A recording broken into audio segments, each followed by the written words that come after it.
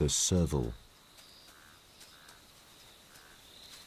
Disproportionately huge ears for impeccable hearing pivot like radars following the source of the disturbance. All muscles tense, not even a whisker twitches. The lion's footsteps fade into the night, and the small cat relaxes his pose. But his ears remain on constant alert. They pick up the most imperceptible of sounds, immediately discerning between serval queen, male opponent, dangerous foe, or, in this case, food. He stalks with typical feline stealth and patience. 1 foot at a time. Ears tuned, eyes focused, tail twitching. Determined strike, but his quarry manages to elude him. Only half of the serval's chasers end with a kill. Nevertheless, this makes him one of the most successful of the Secret Seven hunters. By comparison, he succeeds more often than the master predators. The combination of preservation of habitat and strict protection from poaching has resulted in a superabundance of deer, particularly chital and sambar.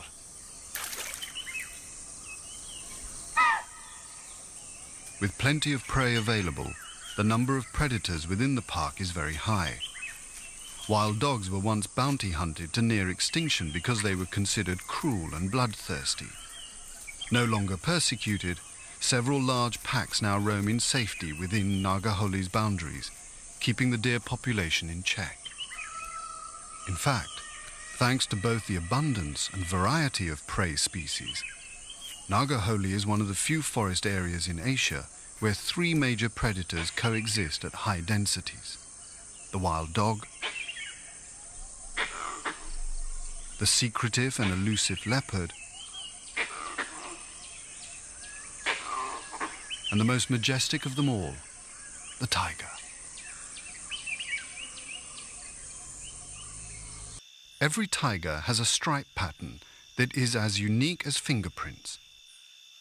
By photographing a tiger from both sides, it is possible to unmistakably identify it as a particular individual. Intensive work with the cameras has revealed that Nagaholli has one of the highest densities of tigers of any park in the world. Of course, the cameras don't only capture tigers, but a whole variety of other nocturnal wanderers.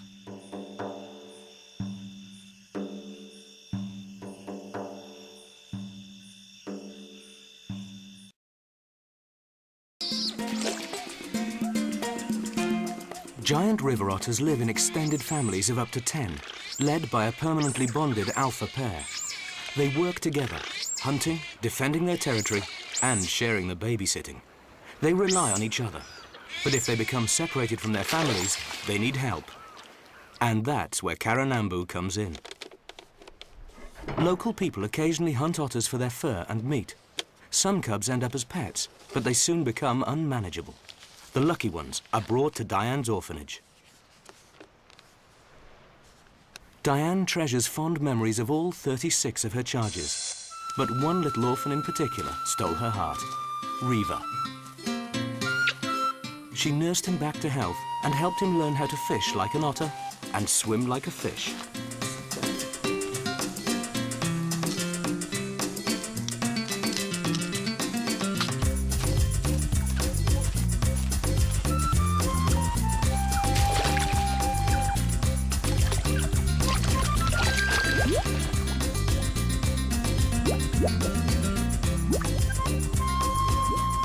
Every day for 23 months, Diane cared for Riva.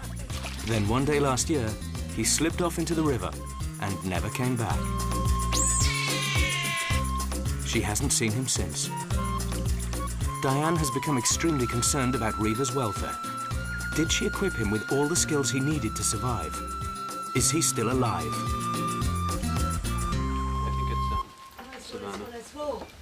These blue ones are... Ashley Holland has known Diane since he was a child and helps out at Karanambu. With his knowledge of the local rainforest and Diane's experience of otter behavior, they work out roughly where Riva might be. They'll begin by searching the lagoons nearest to Karanambu. But Diane is well aware that Riva could have settled much farther afield. So it's all dry through the creek. Yes, the creek's dry. But Riva is alive. Since he left Diane 2 months ago, he has struggled to cope in this strange new world. A wild otter his age should still enjoy the protection and companionship of a safe family group.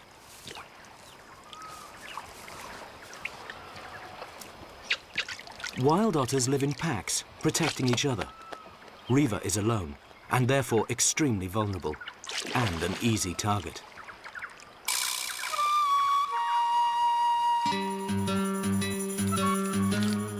He manages to feed himself, just like he learned to at Karanambu. But Diane never brought a caiman into the classroom.